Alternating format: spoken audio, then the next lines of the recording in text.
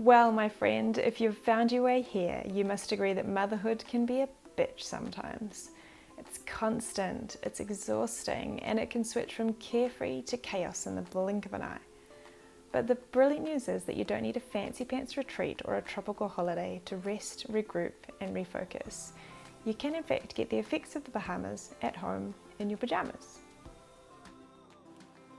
Whatever you're experiencing, whether it's despair at your Groundhog Day slog, overwhelm from juggling the needs of a baby and a toddler, regret for yelling at the kids more than you'd like, guilt for returning or not returning to work, self-doubt in your parenting ability, or the fear of other people's judgments, peppering mental micro-holidays throughout your day will help you manage stress and reset your equilibrium so you can spend less time feeling on edge and more time at ease. To take a micro-holiday is to drop below the incessant chatter of your thinking mind with its likes, dislikes, worries and regrets, and sink into the simplicity of your senses. It's about observing what's happening right now, both inside and outside of you, as if you were a seasoned journalist reporting on the facts in an unbiased, non-judgmental way. And how exactly do you do this? By bringing your attention to something you do unconsciously every moment of every day. Breathe. So here's your first micro holiday, and because I like to keep things simple, it's called Breathe, sister. Okay, find a comfortable seated position, either in a chair with your feet flat on the ground or on a cushion on the floor. Rest one hand on your heart and the other on your belly. Close your eyes and begin to gather your attention on your breath. Feel each inhalation gently fill your chest, rib cage and abdomen. Then, on the exhalation, feel your belly gently pull in and your rib cage and chest release as your breath leaves your body. Continue to investigate your breath. Notice the coolness in your nostrils as you inhale and the warmth as you exhale. Is your breath even or uneven? Is the speed constant or is it slowing down? Is your in-breath the same length as your out-breath, or is it different? Don't try to do or change anything, just observe your breath as it flows through you.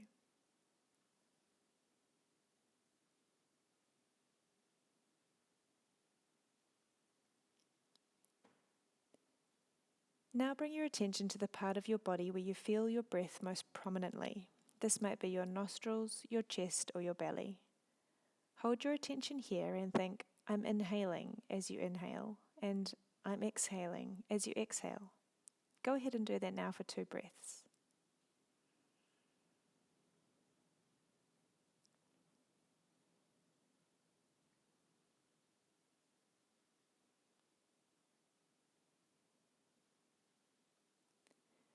Now try counting to 10 by thinking, inhale 1, exhale 1, inhale 2, exhale 2, and so on until 10.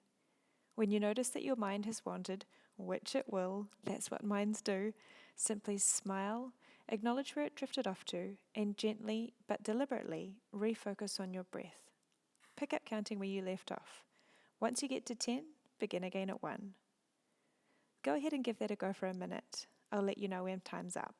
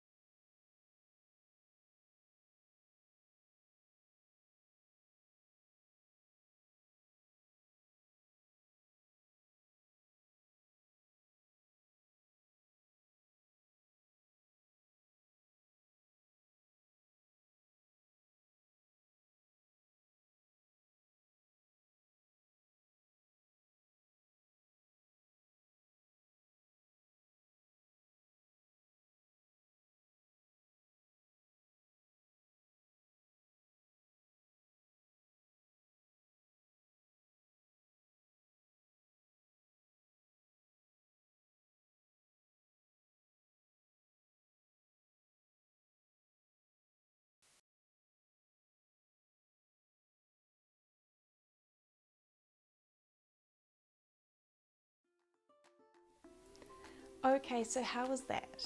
Did your mind wander off almost constantly? Don't worry, mine does too. But the longer you practice, the stronger your attention does become. And the thing with mindfulness is that noticing is the whole game. So when you notice that your mind has wandered and you bring it back to focus on your breath again, you're nailing it. So while a mental micro-holiday is obviously a form of relaxation, what you're also doing during these mindful mini breaks is building your muscle of attention. Like bicep curls for your brain, each time you bring your mind back to the task at hand after it's wandered, you're strengthening your ability to notice what's happening in and around you right now. In this moment, and in this moment, and in this moment. So then, when you're faced with your next insanity-inducing parenting challenge, you'll start to notice your overwhelm and anger building. You'll then be able to take control of your breath, the only conscious mechanism we have for calming our nervous system. By observing all of these huge emotions instead of being carried away by them and slowly calming your breathing, you can come out of your reactionary fight or flight mode. From here you can respond rather than react to the situation and make choices that both feel good and nurture you and those you love. Okay, so mindfulness helps you both relax and strengthen your mind at the same time. Double rainbow. Now believe me when I say I know what you're going through. As my kids grew and multiplied, so did my overwhelm and consequently my anger. Having a toddler and a baby was fantastically hard.